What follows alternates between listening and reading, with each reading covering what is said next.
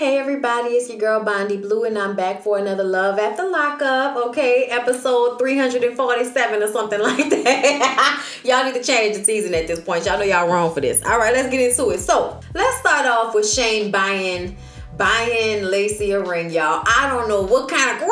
I don't know what kind of I don't know what kind of snatch Lacey didn't put on that young man. But enough for him to go out the next day, get out the bed, put on his shoes, and go to buy that lady a ring because he's planning on locking her down so that there is no conversation anymore about John. Okay, that's what he's feeling. And I kind of feel like you rushing to do it. But I saw some pictures online of them getting married. That's what it looked like in the pictures. So I assume that eventually they end up doing it anyway, but it was rushed. But I feel like, Lacey, you put him in that predicament to feel like he had to make a move in order to push it into his favor. You shouldn't have never entered him into that situation knowing that you was expecting to be there for John when he got out of jail. You dead ass wrong. And now that I'm feeling some type of way, okay, and want to propose to you, you want to find a way to start a fight with him because that's what she does. We're going to get into it. But you basically just wanted to start a fight with him so that you can create some separation so you can make up your mind.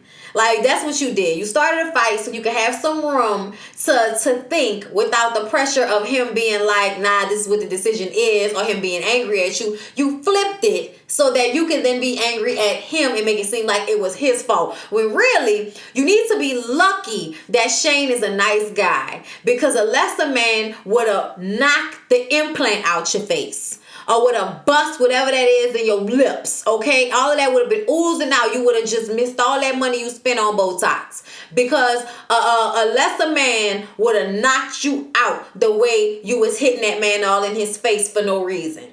He was trying to, okay, hold up. I'm sorry, because let's just go step by step, all right? So once he proposes to her, she says yes. She's all emotional. They go outside to smoke cigarettes. After she sat on the phone and, oh my God, he just proposed to me and it was better than when I had it before. Oh my God, I don't know what to do. Now, you just said the proposal was nice, enough for you to say yes. But then you walk outside with this man after having him waiting on you because he didn't know you was sitting there having this conversation, this fake-ass crying conversation with no tears. He didn't know you was having this conversation. And you got him outside waiting. But when she finally do come outside, they sit on some stairs and smoke a cigarette. Then she says that, you know, I really appreciate this, but you have to take your ring back because I don't know what I want right now. And when he gets upset about it, like, obviously he would get upset about it. Like, he just proposed to you and now you're telling him to take the ring back, okay? So he asked her, like, so are you really confused? And then she says that, you know what, you proposed and you didn't even give me your all. You didn't even give me your all. I was like, what the is Lacey talking about? What is she talking about? Yo, I was so confused as to what we were upset about. You were just crying tears, or not really tears, but you were just like, because you were happy about what he did, and now you're upset and saying that he didn't give it his all and that he was just doing it just because, like, girl, pick a side. Oh my God, she had me on an emotional roller coaster. I didn't know what was going on. All I know is, Shane, you deserve better. I'm sorry, Lacey, but Shane deserves better because you were so wrong for that. Not only did you flip it on him, but you drunk. And when you got in that car and started to drive, he told you to stop because he's trying to save you and whoever you might hurt trying to drive while you drinking. And you start hitting him in his face. Then when he says, you know what, it's over, I'm done with you, and he walking off, then you want to jump out the car so that you can go hit him again. Let me tell you something. I remember having the impulse to do that, and I was a teenager. You don't want him to leave, but you want to fight. You want him to stand there and take it because you feel like you right and they wrong, and you want them to stand there and take it. You want them to feel bad and you want to feel good. You want to be able to be in control of the situation as a woman. So you flip out and start hitting them to make them not leave, as if that's going to make them not leave. And he had to calm himself down. But you was wrong for that. For putting she was smacking, punching. Like, this man actually did something besides propose to her thought pocket ass. I cannot. I was just like through the roof upset about the way she was putting her hands on that man. I thought that was not okay at all. But yeah. We gonna have to see what happened. But we know what's gonna happen. You just beat that man ass, rebuffed his proposal, made him feel like trash, and then y'all gonna end up getting married. Congratulations. My head's starting to itch under this hat. I just had on all day. My head's starting to itch. Okay. So y'all, let's talk about Amber, Vince, and Puppy's mama. Puppy's mama sits down with Amber and Vince to try to get to the bottom of the weirdness with the two of them. And they have this conversation, and Amber is trying to put it all on Vince. But Vince says he's tried to kiss her, tried to make a move, and she didn't want to kiss him. It felt awkward. It felt real. Puppy mama said, well, look, I remember what it felt like to be in love with Puppy's daddy. And we was together 5 years, and people was thinking that we just got together yesterday. You still have that love and that passion for a person. Y'all just met. So if y'all don't have it now, y'all ain't gonna never have it. She was trying to be nice, telling them that maybe they needed to figure it out. But we recognize what's going on. And guess what? Puppy mama recognized what's going on too. Amber, baby, you is waiting for Puppy to get out of jail because you are in love with Puppy. You want to lay down and kiss and be in a bed with Puppy. And I bet you if it was Puppy, it wouldn't be awkward. It wouldn't be weird. But like I said, you thought you was going to be able to get something financial out of this relationship with Vince. And that's not what it is. I almost felt like she was trying to use Puppy mama to break up with Vince at first. I didn't know what was going on. But what I do think is that you need to just go ahead and say you don't want to be with him and you're not attracted to him and you waiting on Puppy to get out of jail so you can, you know what I'm saying, lap that up. But you know, I'm over Amber and Vincent. That's all. Y'all, Lizzie and Daniel. So Lizzie outside waiting on Daniel to come help her with some groceries, which is indicative of the role she wants this man to play. Grow up, be responsible. It's been a month. And she feels like she's giving him enough time to get accustomed to being out of jail. All he does is sit on the sofa and play video games. He hasn't tried to get a job. He isn't in school. And now Lizzie is giving Daniel the kick in the pants that he needs to go ahead and get out there and do what he got to do. Because he's still making excuses about just getting out of jail. It's been a month. You don't get to sit around and think about it forever. You need to jump into action and get into the movements of going to a job and living back out into the world. You need to get into the motion of that. And sitting around the house playing video games is not doing you any favors. But whatever you want to say, maybe you need to get your ass up and go to therapy to deal with the mental blocks you having about just getting out of prison. But what you don't need to do is be sitting up here all day playing a video game and I gotta honk my horn 7 times for you to come outside and help me with some damn groceries. One of the things in the bags of groceries was a pregnancy test, and he like, what you doing with this? And she like, well, you know, obviously I need to take it. So she go in there and take the pregnancy test, and he all scared and nervous. But that's why she was telling him, you need to get a job. You need to do something with yourself because I want a family. And when you were in jail, when we was in jail, okay. But really when he was in jail, because she wasn't in there with him, okay? When he was in jail, the conversations were, we're going to start a family. But I also feel like all of y'all do this. Those men or whoever are in jail selling y'all a dream because they need to have a dream to keep their minds and their spirits alive while they're in jail. That's the truth of the matter. So we spinning a fairy tale when somebody is in jail. When they get out, that's when you find out how real the fairy tale they were spinning was.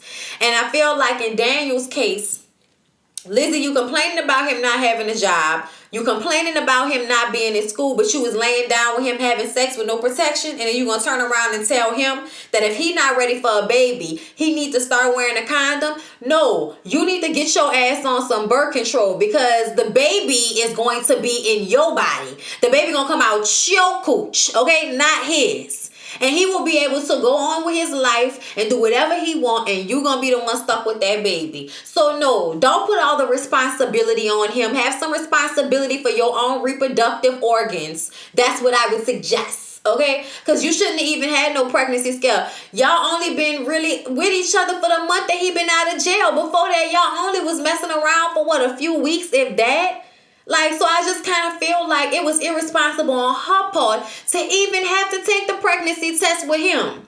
Like, he just got out of jail a month ago, and now you're trying to make the man a husband and a father and all of that. No, you need to chill out and date him. I know you want a baby and all of that right now, but you need to pump your brakes, sis. I'm sorry. But trying to hurry up and have a baby in an unstable situation is not smart. Okay? And you claim to be smart, Lizzie, so be smart. Okay? Like, I'm just saying, I don't understand why she was out here letting this man shoot her club up like he ain't just got out of jail and you ain't in school and all of that. Like, how you got time to have a baby and all of this when you ain't got time to write a man when he in jail and all of that, but you got time to be out here getting pregnant, going to school, and having a job and all of that. Go on somewhere away from me with this, Lizzie, because sometimes you just really don't make no sense. Mad that that man not ready to have a baby. Obviously, shit get real when you get out of jail and you realize that you got to get a job and take care of somebody, okay? But all in all, of course, she wasn't pregnant. Tess said she wasn't pregnant, but the conversation is still the conversation. Like, I feel like she needs to get in his ass about getting a job and going to school. But as far as trying to force them to do that and to marry you and have a baby, that's too much. Take some time. I feel like you could give it at least a year of y'all being in a relationship with one another before y'all decide to take these large steps. You know what I'm saying? Like, give yourself a year. You got a year in there, Lizzie. You got a year in there. Okay, you need to be trying to finish school before you try to get pregnant with anybody's baby. Like, what you talking about? Oh, y'all. Let's talk to Josh and Cheryl right quick, y'all. Okay, Josh takes Cheryl out because he loves her and she's constantly guilt tripping him about all the things that she's done for him, okay? He's sitting up there amazed at the food and all of this, like, ooh, like, ooh, ooh. Like, they showed the same little clip of him, ooh, like a couple of times at this damn food. Eat the food. Cheryl thinks that it's lame because it's a daytime dinner. He got to get back to his mom's house before 8 o'clock. I said, Cheryl, if you think it's lame, maybe you should have dated a man that wasn't in jail and wasn't going to have to be on parole when he got out. You sound stupid. How is it lame to have dinner in the daytime? What are you talking about? Dinner is dinner. You just mad because you still paying for it. But guess what? That's what happens when you get with a man fresh out of jail. They don't have money. They don't have a job. Like, what are you I don't understand. I don't understand at this point why they expect so much. They discussed the wedding and an official proposal that she wants. She feels like she hasn't officially been proposed to yet, and that's what she wants. He told her to buy the ring that she left. He told her to buy the ring that she's currently wearing, but she wants him to get her another ring, okay? So they go to a pawn shop to look at some rings. And he says, you know, I can't afford it right now, like a $5,000 ring. He like, I can't afford that right now. But then he sees some speakers and he like, well, can I please get some speakers? Like asking her to buy them. And I was just like, okay, that was a bad move on his part. Because here's the thing. Y'all are here to look at rings. If you can't afford a ring, if you need to put a ring on layaway, if you need to think about saving the money for the ring, then that's fine. But what you don't do, the second you turn around is then ask the woman who you want to propose to you just so you can't afford to propose to her. You don't turn around and ask her for money to buy you some speakers. Like, I just kind of felt like that showed a lack of connect to this. And she got upset about it. And I felt like rightfully so. But I also feel like stop being stupid, Cheryl. Stop being stupid. Then you'll stop being mad about shit like this. He's not ready. And you forcing it is not going to make him ready. So, how about you cool your heels and go check on your fucking children first? Because when the last time you talked to them, Cheryl? But either way, regardless of the fact that she's upset about this, they go home so he can make curfew and they make out in the front yard like some damn teenagers. All right. Glorietta and Alex. Glorietta and Alex are having an engagement party, and Glorietta hasn't told her mom that she's decided to allow her children to be Muslim in order, you know, to have this marriage with Alex. Even though I feel like Glorietta's mom brought up good points previously, I felt like my feelings about her being crazy were right. I felt like my feelings about her being a certain way towards Alex, you know, her attitude being stank, I feel like I was right on about that. I think the lady's prejudiced. I think the lady's prejudiced against Muslim people.